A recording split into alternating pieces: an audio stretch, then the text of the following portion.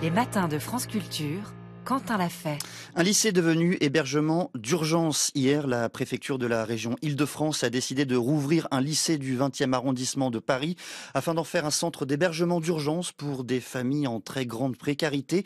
En quelques mois, déjà, 6 lycées désaffectés de la région ont été transformés en hébergement pour les sans-abri. Des places de plus en plus convoitées et qui se font de plus en plus rares. Alors comment comprendre la tension qui pèse de plus en plus fortement sur l'hébergement d'urgence? Pour en parler, je reçois ce matin 2 invités. Édouard Gardella, bonjour. Bonjour. Vous êtes sociologue chargé de recherche au CNRS. Vous avez rédigé une thèse sur la politique sociale destinée aux personnes sans abri en France, appelée Urgence sociale. Et vous êtes également l'auteur de La solidarité individualiste, l'assistance moderne aux sans-abri et ses pathologies. C'est paru aux éditions Economica en mars dernier. À vos côtés, Manuel Domergue, bonjour. Bonjour. Vous êtes directeur des études de la Fondation Abbé Pierre. Merci beaucoup d'être tous les deux ce matin au micro de France Culture. C'est un peu difficile par rapport à les autres élèves parce que là, je ne peux pas concentrer avec le prof, surtout quand on dort dehors. D'ailleurs, quand on dort dehors, je dors pas vraiment. Je veille. Malgré que je suis allongée, mais j'ai toujours les yeux qui sont ouverts. Je surveille. Moi, je suis avec elle, je la protège. Je la protège le maximum. Je lui conseille de dormir, moi je reste éveillée. On veut juste dormir un jour ou 2 jours dans un hôtel ou dans un appartement, mais comme ça on n'a pas froid et on n'est pas malade. Quand ma mère, elle a pas de couverture. Ta maman, elle n'a pas de couverture? Ils ont volé les couvertures. Le rêve de cet enfant de 10 ans, avoir un appartement. Ah, ce serait mon rêve. Mais je m'imagine, je suis assis dans le canapé, je regarde la télévision. Ce serait cool. Ce serait cool. Morceau choisi d'un reportage diffusé hier soir aux 20h de France 2. Si j'ai souhaité commencer par donner la voix à des enfants, à ces enfants, c'est parce que Manuel Domergue, ces dernières années, la sociologie des personnes accueillies par l'hébergement d'urgence s'est profondément transformée. On y voit de plus en plus d'enfants, de femmes et de personnes migrantes ou réfugiées. Pourquoi ? Oui, effectivement, on n'est plus sur l'image d'Épinal, du marginal, sans-abri, clochard d'il y a 30 ou 40 ans. De plus en plus, on voit des familles, on voit des enfants qui n'ont pas de place en hébergement d'urgence et encore moins en logement. C'est lié à la fois à la crise du logement, à la pénurie de plus en plus forte qu'on connaît, notamment la pénurie de logements sociaux. Et donc, ceux qui en profitent habituellement sont les familles. Et donc, quand il y a une pénurie, ce sont ces familles qu'on retrouve davantage à la rue. Et puis des personnes migrantes, parce que on voit qu'il y a à la fois une augmentation depuis notamment 2015 des flux migratoires, sans être une submersion, il n'y a rien d'extraordinaire, mais il y en a un petit peu plus qu'avant. Et notamment, ces 2 dernières années, on a à peu près 140 000 demandeurs d'asile par an. Donc forcément, ça crée une petite tension sur l'accès à l'hébergement et puis une crise de l'hospitalité, de l'accueil. Ces personnes migrantes sont de moins en moins accueillies, acceptées, y compris quand elles font des demandes d'asile. Et donc, on les retrouve davantage à la rue ou en hébergement d'urgence quand elles y accèdent. Près de 3000 enfants dorment chaque nuit présentement dans la rue, en majorité des exilés et des demandeurs d'asile. Édouard Gardella, est-ce qu'on l'explique, comment vous l'expliquez vous aussi? Est-ce que c'est le fruit notamment et pour une large part de la crise sociale que traverse notre pays? Alors, comme l'a dit Emmanuel Domergue, le monde associatif a une expertise développée sur les causes de ce qui arrive donc dans le secteur de l'hébergement d'urgence. Et comme l'a rappelé Emmanuel Domergue, là les causes sont assez claires. C'est le changement démographique des flux qui arrivent, qui demandent l'hébergement d'urgence. Et effectivement, on voit en fait un lien très fort entre l'augmentation de la part des personnes étrangères en demande d'asile, notamment devant les hébergements d'urgence, et la hausse de la part des enfants, des mineurs qui en fait accompagnent soit des adultes, soit sont des mineurs isolés aussi, puisqu'il y a aussi ce phénomène-là qui est relevé par le monde associatif. Manuel Domergue, est-ce que tous les territoires de France, toutes les régions sont concernés par cette crise de l'hébergement d'urgence, par cette hausse également des demandes ? Alors, pas tous les territoires. Il y a des territoires en tension du point de vue du logement qui sont les mêmes que ceux qui sont en tension pour l'accès à l'hébergement. Je pense évidemment aux grandes métropoles, Paris, Lyon, Marseille, Strasbourg. Et puis de plus en plus, il y a des nouvelles zones tendues, là où il y a des migrations internes, hein, où la population souhaite davantage se rendre. Et donc ça crée aussi une tension, notamment sur l'arc atlantique, le Pays basque. Et donc c'est pas une crise qui est limitée à Paris ou à l'Île-de-France, qui serait quelque part un peu rassurant en disant il suffirait que les personnes se répartissent mieux sur le territoire. C'est ce que l'État a essayé de mettre en place et en fait, l'État envoie des personnes sans domicile franciliennes vers des zones qui sont également tendues. Quand elles vont à Rennes, quand elles vont à Strasbourg, à Bordeaux, elles n'ont pas davantage de solutions parce que cette crise est quand même assez générale et on voit bien que ce sont dans les grandes métropoles que les personnes migrantes, que les personnes sans abri se concentrent et ça c'est une règle générale parce que c'est là qu'il y a des services, c'est là qu'on trouve des communautés, des familles qui peuvent vous aider et puis c'est là aussi qu'on arrive tout simplement hein, quand on vient de l'étranger et c'est là qu'on a accès à des transports en commun, à des distributions alimentaires et c'est là où il y a des places d'hébergement tout simplement hein. Si vous allez à la campagne dans un coin perdu, vous n'aurez aucune solution ni de distribution alimentaire ni d'hébergement. Donc c'est assez logique que ces personnes aillent dans les grandes métropoles et c'est là, dans ces endroits, qu'il faut les accueillir correctement avant de leur donner le choix d'aller habiter éventuellement à d'autres endroits. Mais il faut que ce soit une question de choix.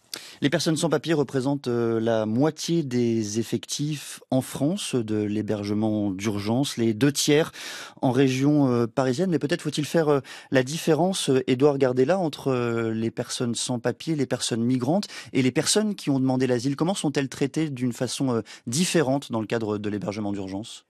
Alors en principe, elles ne sont pas traitées de manière différente, hein, puisque dans là, les faits, on va y revenir, c'est un accueil inconditionnel. Donc, il y a le principe de l'inconditionnalité de l'accueil, voilà. Chacun est accueilli indépendamment de son statut administratif. Mais dans les faits, justement alors, dans les faits, en fait, non. Moi, j'ai pas constaté de différence de traitement. En fait, la procédure, c'est que les personnes demandent l'asile, donc normalement, elles relèvent des centres d'accueil de demandeurs d'asile, donc les CADA. Donc c'est un petit peu technique, mais voilà. Et là, c'est la procédure de l'asile.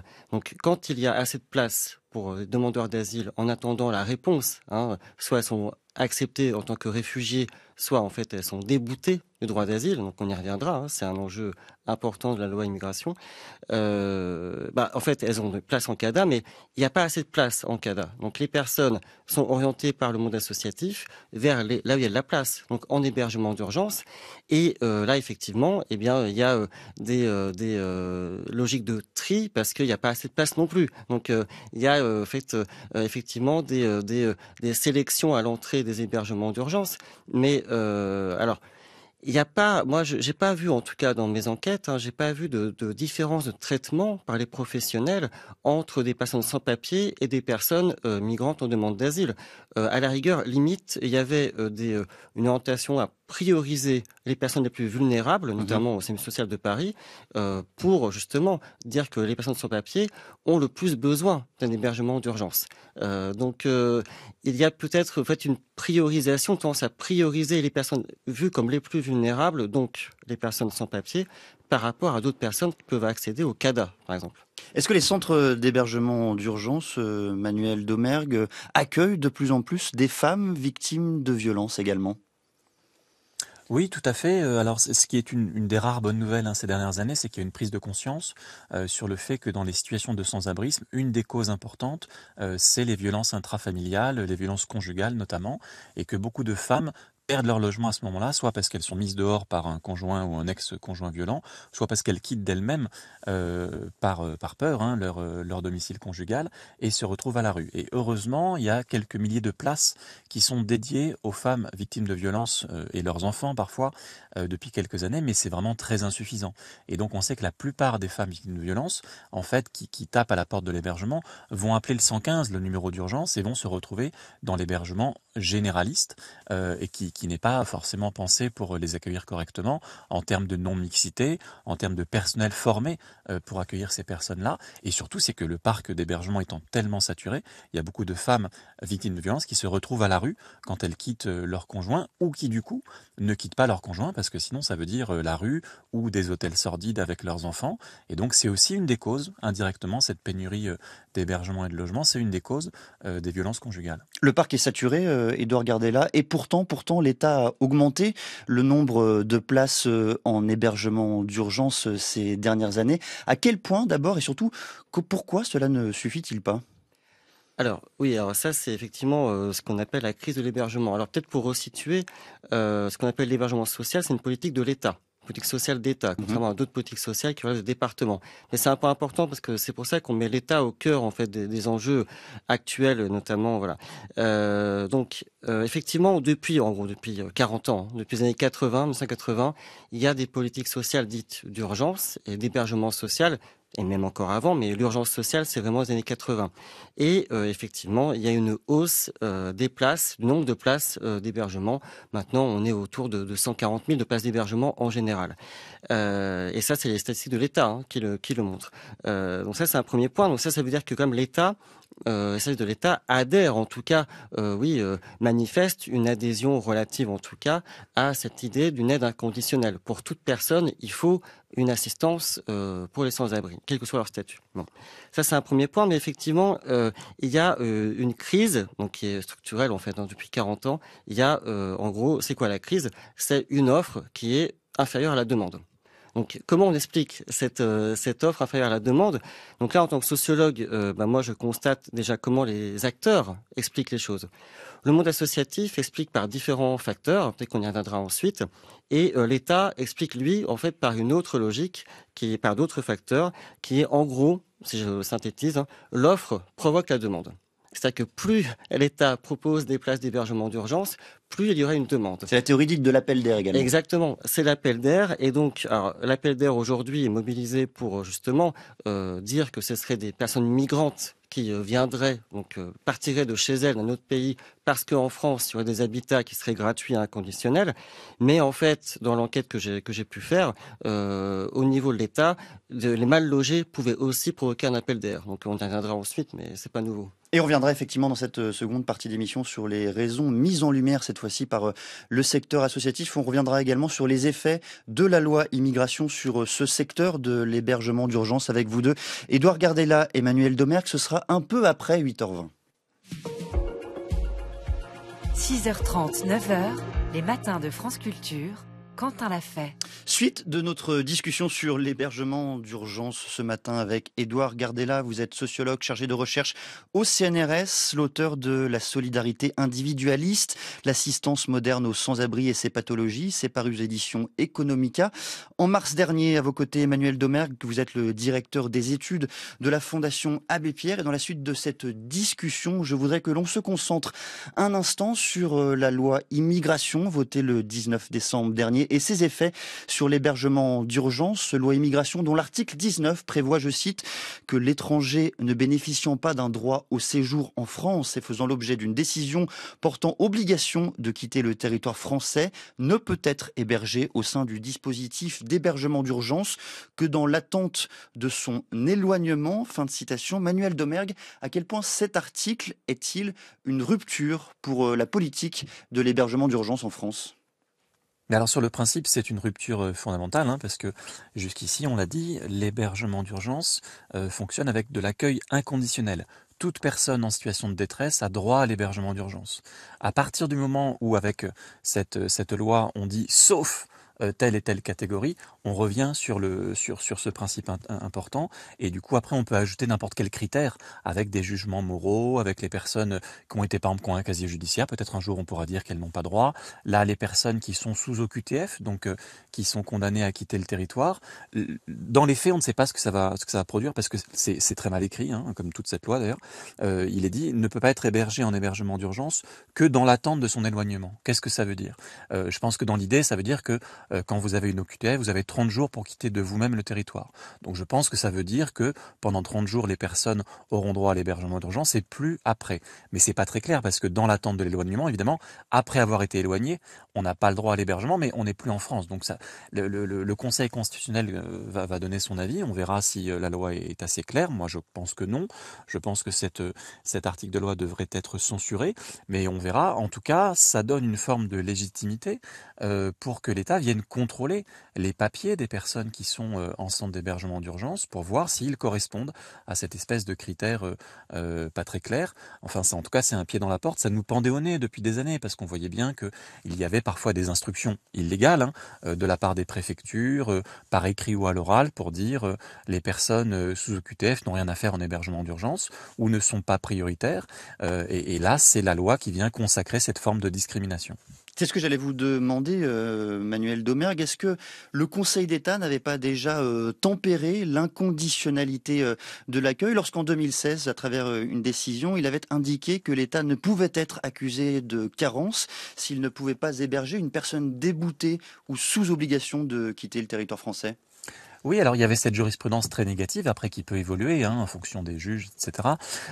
Mais c'était assez différent. Elle disait le ménage qui n'a pas été hébergé ne peut pas se retourner contre l'État avec un référé-liberté. Là, la loi est assez différente. Elle dit il est interdit d'héberger des personnes qui sont dans cette situation-là. Ça veut dire que même s'il y avait des places d'hébergement d'urgence vides, on n'aurait pas le droit, les associations qui font de l'hébergement d'urgence n'auraient pas le droit d'accueillir des personnes sous OQTF une fois qu'il y a ce délai pas très clair qui serait écoulé. Donc c'est vraiment une discrimination officielle et on parle même pas d'avoir accès à un logement social, c'est déjà interdit aux personnes en situation irrégulière. On parle vraiment du minimum, un toit sur la tête, un hébergement d'urgence pour la nuit. Ça veut dire que la loi préfère officiellement que des gens dorment à la rue plutôt que dans des places d'hébergement d'urgence. Et toi, regardez là, retour avec vous sur les effets de cette loi, effets difficiles à prédire, on vient de l'entendre, mais tout de même, on peut se demander où vont pouvoir aller ces gens, où ces personnes qui sont placées sous obligation de quitter le territoire français vont pouvoir se rendre sans hébergement d'urgence. Oui, alors ça, c'est vrai que effectivement, c'est compliqué d'anticiper les effets de la loi, sachant que, comme l'a dit Manuel Domergue, elle est relativement mal écrite. Donc, et on va voir en fait ce que va donner l'avis du Conseil constitutionnel par rapport aux mobilisations qui ont eu lieu et à sa saisie. Mais non, les personnes qui sont amenées à quitter le territoire sont au centre de rétention administrative. Donc c'est des centres où elles attendent elles sont cantonnées à ce lieu et en attendant d'être éloignées. Donc ça c'est compliqué. Après moi je pense que avant de voir les effets, il faut aussi voir ce que ça révèle. Qu'il y ait une telle loi, parce que comme l'a dit encore une fois Manuel Domergue, c'est que il y avait déjà eu des orientations, notamment en Seine-Maritime. La préfecture avait demandé à ce que des associations expulsent de leurs hébergements, notamment d'insertion, hébergements sociaux, des personnes en OQTF, et effectivement le tribunal administratif avait dit que c'était illégal. Donc voilà, mais il y a une tendance globale, mais qui est en fait une réaction. Moi, je pense qu'il faut le voir aussi d'un point de vue sociologique, comme ça, c'est une réaction à une poussée égalitariste très importante. Je pense qu'il faut le resituer aussi dans le temps, et que les réactions très vives du monde associatif, comme la Fondation Abbé Pierre, Monsieur Sémus Social, puis d'autres, Utopia 56, il y a plein d'associations, le collectif Associations Unies, ont réagi très vivement, et ça montre bien que dans nos sociétés françaises, il y a comme souci égalitariste devant les conditions d'habitat, et qu'elles sont en tension avec d'autres logiques, notamment régaliennes. Elles ne sont pas forcément en contradiction, mais on voit qu'il y a une forte tension à ce niveau-là. Manuel Domergue, sans prédire, vous l'avez dit, les conséquences concrètes, précises de cette loi, qu'est-ce que vous craignez ? Vous craignez des campements de rue plus nombreux, des squats plus nombreux encore que ce qui existe aujourd'hui ? Oui, parce que ça a été démontré par le passé. Quand vous avez une dégradation des conditions d'accueil des personnes migrantes, ça ne met pas fin à un supposé appel d'air. Il n'y a pas des gens à Bamako, à Conakry qui se disent « je ne vais pas aller en France parce qu'il y a cette loi immigration ». En revanche, ce que ça change, c'est que les personnes qui sont sur le territoire sont mal accueillies et donc vont alimenter les marchands de sommeil, les bidonvilles et tout simplement la rue, les campements dans la rue. Et ça, en termes d'ordre public, c'est évidemment très négatif. C'est des personnes qui vont les squatter, etc. Donc à la fin, en plus, les personnes qui sont à la rue, qui restent à la rue pendant des mois et des années, coûtent plus cher à la société, bien malgré elles, parce qu'elles sont accueillies quand même en hospitalisation d'urgence, etc., etc.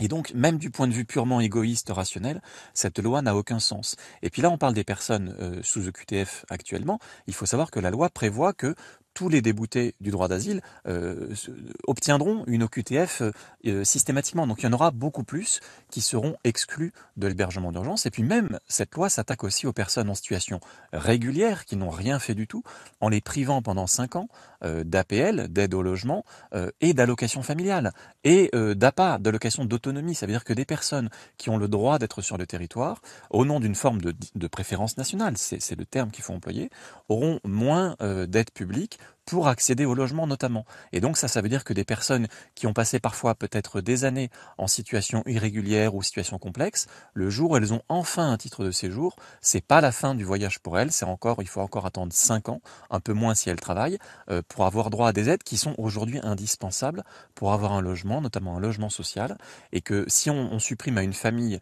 allocation familiale et APL, ça fait parfois 500, 600, 700 euros en moins par mois, et donc elles ne peuvent pas accéder au logement social dans ces conditions. Et donc où est-ce qu'elles vont aller?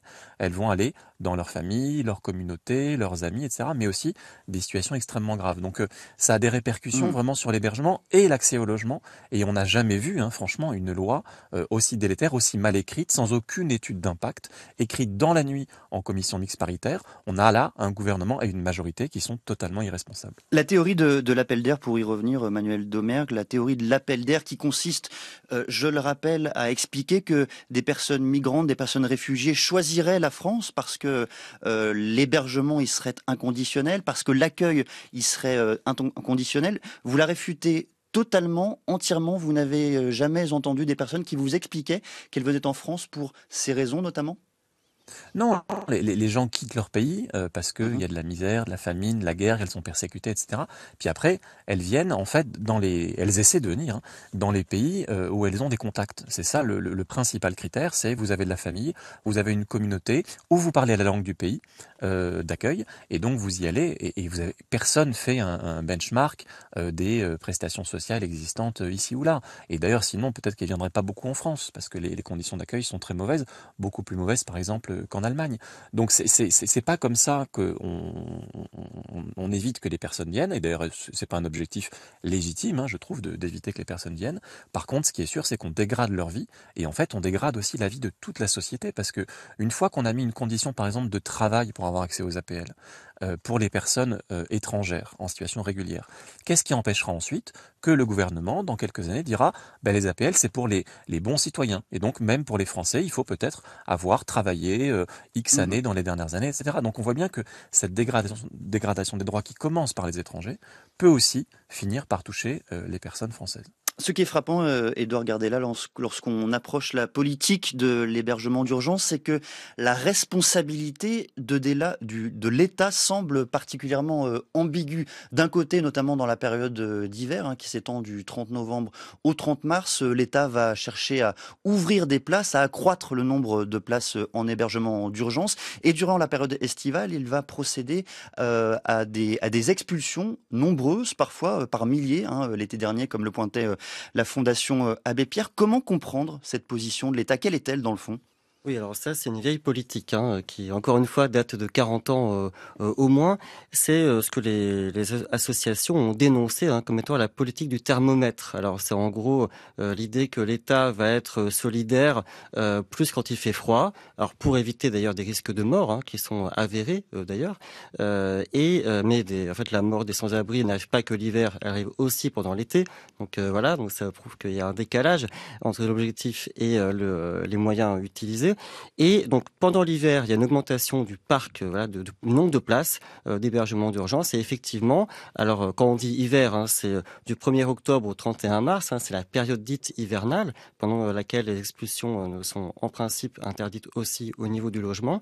Et puis à partir du 1er avril jusqu'au 30 septembre, il y a donc la période dite ordinaire, où là effectivement l'État peut avoir tendance à diminuer, enfin en tout cas revenir sur le nombre de places qu'il avait augmenté 6 mois avant. Donc c'est critiqué par le monde associatif depuis, je vous dis, au moins 30 ans, 40 ans. Et effectivement, il y a un appel de la part du monde associatif à ce que, une cohérence dans la politique qui soit en fait une augmentation du nombre de places en fonction des besoins toute l'année. Manuel Domergue, comment est-ce que vous-même vous jugez ce discours? Est-ce qu'il vous paraît incohérent? Il pourrait apparaître incohérent également quand on regarde que l'État cherche parfois à favoriser le logement social sur l'hébergement d'urgence, peut-être même parfois à les mettre en compétition. Est-ce que cela vous semble légitime? Bah alors, la politique du logement d'abord, de dire que les solutions d'hébergement telles qu'on les connaît aujourd'hui, 300 000 places d'hébergement, ne sont pas des bonnes solutions et que les meilleures solutions, c'est d'accéder au logement pour les personnes. Ça, c'est tout à fait juste et nous, on l'a évidemment promu depuis des années et des années. Il se trouve que le gouvernement l'a repris à son compte en 2017 et c'est très bien. Sauf que il met pas en concurrence le logement social et l'hébergement d'urgence.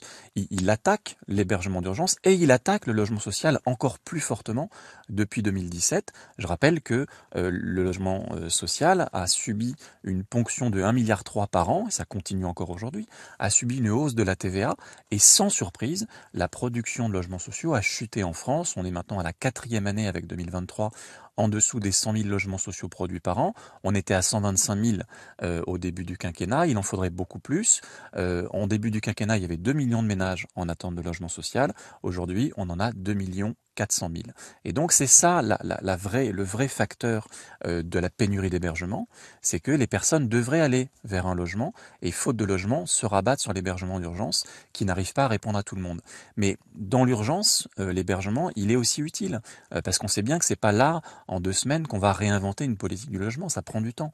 Et donc c'est pour ça qu'on demande la création de 10 000 places d'hébergement supplémentaires en urgence pour que l'État assume sa responsabilité légale.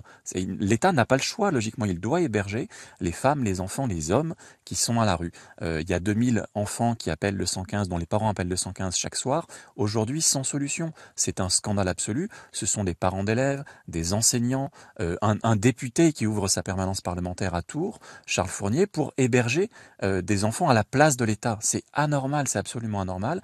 Il faut que le gouvernement crée ces places. Les parlementaires l'ont voté, le gouvernement a retiré cet amendement créant 10 000 places pour justement éviter d'avoir des places d'hébergement supplémentaires. Donc ça, c'est vraiment anormal. Patrice Vergrit, le ministre du Logement, on attend une réaction de sa part. Qu'est-ce qu'il fait? Il est en vacances. Il réfléchit pendant encore 2 semaines pour savoir s'il va démissionner ou pas. On a un État qui est complètement absent de ces obligations. On l'a dit en introduction de cette discussion, dans le 20e arrondissement de Paris, un ancien lycée a rouvert ses portes hier pour devenir un centre d'hébergement d'urgence. C'est le 6e lycée désaffecté de la capitale, transformé pour accueillir les sans-abri depuis quelques mois. Édouard Gardella, comment est-ce que vous jugez cette solution mise en place par la ville de Paris? Alors, je vais pas juger, parce que je suis sociologue, mais c'est, je vais dire, un classique, d'ouvrir des espaces qui sont non prévus pour l'habitation, pour en fait faire face à une demande qui est excessive par rapport à l'offre, en excès par rapport à l'offre d'hébergement d'urgence. Ça, c'est un classique, malheureusement. Donc non, c'est le signe que la politique du thermomètre continue, qu'il y a effectivement une carence dans l'hébergement, et ce qui est effectivement soulevé comme étant un gros problème de la part du monde associatif, c'est effectivement le rapport au droit, parce que il y a eu vous disiez tout à l'heure qu'il y a des personnes qui sont expulsées donc à la fin de la période hivernale des hébergements d'urgence, et en fait il y a eu un espoir quand même, autour des années 2009-2010, les associations avaient attaqué l'État devant un tribunal administratif quand il y a eu des remises à la rue, comme on dit, remises à la rue après la période hivernale, et les tribunaux administratifs avaient condamné l'État à ce moment-là, en disant l'État doit en fait réhéberger absolument les personnes. Et puis à partir de 2012-2013, il y a eu un renversement de la jurisprudence, et là l'État en fait n'a plus été condamné, et les tribunaux administratifs ont dit au contraire que l'État avait une obligation de moyens et pas de résultats. Et donc là, ça préfigurait le Conseil d'État 2016, où effectivement, là, il y avait un rapport au droit qui était plus compliqué pour le monde associatif. Donc c'est pour ça aussi que je pense qu'il est très vigilant par rapport aux catégories juridiques qui sont introduites dans le droit, et la catégorie d'éloignement qui est introduite par la loi immigration, en fait introduit effectivement de nouvelles conditions qui vont entraver en fait le respect du droit à l'hébergement inconditionnel. Que peuvent, Manuel Domergue, les politiques de prévention pour tenter de soutenir un peu la politique de l'hébergement d'urgence? Les politiques de prévention, déjà, c'est éviter les expulsions locatives. Ça, il y a une politique qui existe depuis des années, qui s'est d'ailleurs assez étoffée, qui est encore trop faible, mais qui peut produire ses fruits. Le problème, c'est qu'elle est en contradiction avec une politique d'expulsion.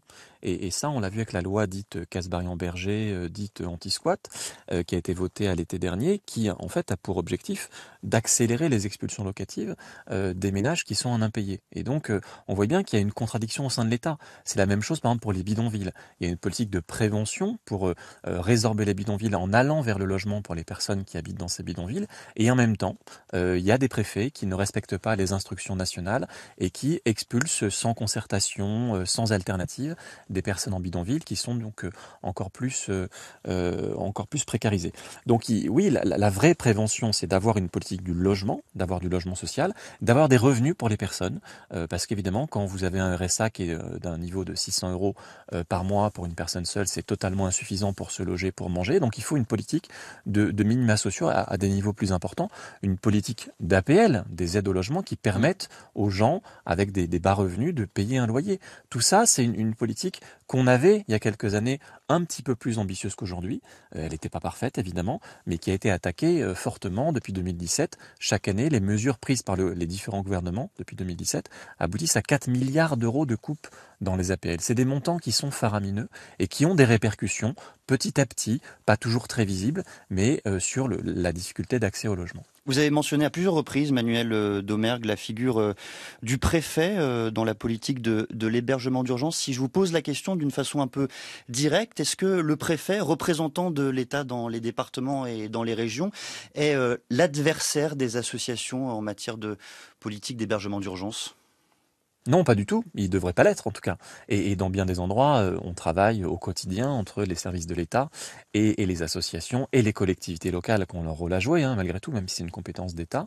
Le problème, c'est qu'il y a des préfets qui, aujourd'hui, se vivent, eux, comme des adversaires des associations et à travers les associations, comme des adversaires des personnes en difficulté.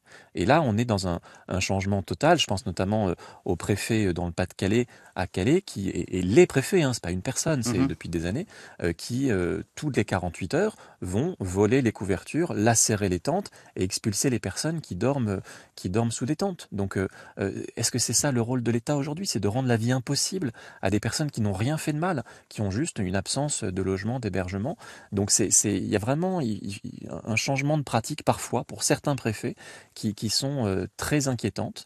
Mais ça, c'est pas juste la volonté des préfets, c'est aussi les consignes, les directives qui sont attendues et qui sont envoyées par le ministère de l'Intérieur. Et notamment, on a vu un préfet récemment sur Twitter photographier des cartons des familles qu'il avait expulsées de leur logement social en disant, le fils de cette famille est supposé avoir participé aux émeutes et donc très fièrement, j'ai expulsé cette famille de son logement. On a des préfets qui se gargarisent de leur politique antisociale. Donc il y a vraiment un durcissement, je trouve, dans le ton, dans la pratique. C'est pas que les préfets, les parlementaires également. J'ai dit la loi dite anti-squat, on s'attaque à des gens en squat. L'immense majorité des squatteurs sont des gens de peu, des gens qui ont peu de choses, qui ont peu de logement et qui cherchent juste un abri pour la nuit. Évidemment, c'est pas légal, mais c'est faute de mieux et c'est aussi la faute de l'État.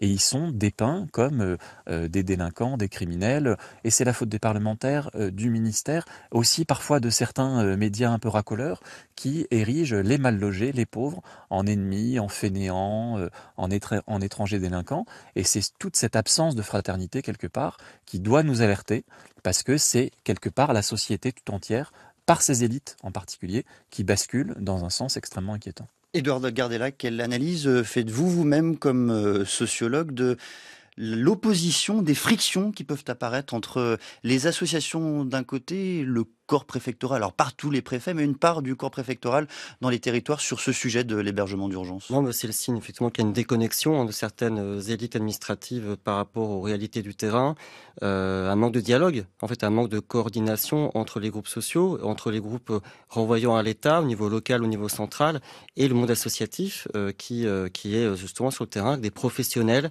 qui voient les problèmes et aussi les personnes elles-mêmes directement concernées qui devraient aussi pouvoir avoir avoir plus la parole pour faire remonter les enjeux qu'elles voient directement depuis leur situation.